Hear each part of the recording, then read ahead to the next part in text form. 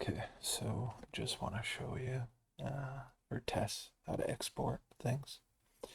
So sign into TES, log in through the link here, I think, under modules. This one here. Yeah, open TES Cloud and sign in. Once you sign in, on the sidebar, go to collision, click on collisions. You can click this again to collapse, just to give you more space.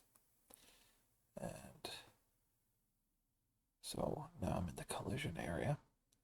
So this is all the collision data. And what we can do here is we can pick them by map, whatever, but I think what's easiest is just by entering conditions here. First thing is this button, column chooser. If you click that and scroll down here, anything that has this check mark is a column that's going to show up. So check things that are important, like is a cyclist involved? Is a distracted driver involved? What do the drivers do? Is an elderly person involved? What is the environment condition? Uh, where's the impact location? Was it an impaired driver? And so on.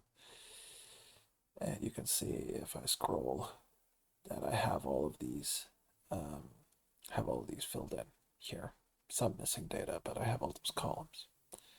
Now I can just type in for a location, a street that I want in Hamilton. So as an example, let me pick whatever major street here. It doesn't matter. Let's say, since it came up, Queenston Road or Centennial Parkway. Centennial Parkway. So I go in here and I type in Centennial Parkway, PKWY, or try Centennial. See what it spits out. Upper Centennial, yeah, PYN. So Parkway North, which is this street right here. It's quite a long one. It goes all the way up to Rymel here.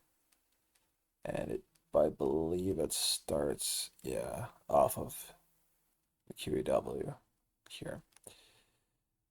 So that'll give us everything for Centennial Parkway or North, or it should. You do get Centennial Parkway South here.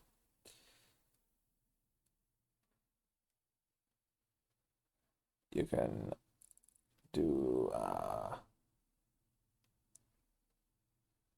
do conditions like contains that text to get.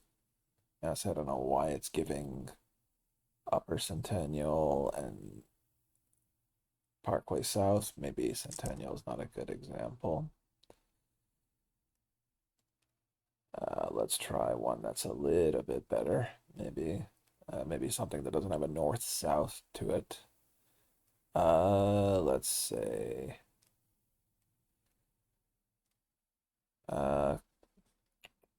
King Street, maybe. Why not? King Street. We could get east or west. I guess it doesn't really matter too much here. We get King Street West, King Street East, that makes sense. And then now here you can do like, oh, accident year should be newer than 2017. And now we get that added as a condition, right, as a filtering condition.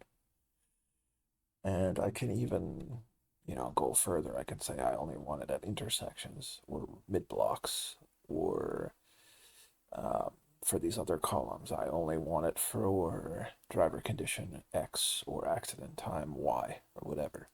But for now, I think these are fine. You can see here how many rows we're going to have, 4,561 items.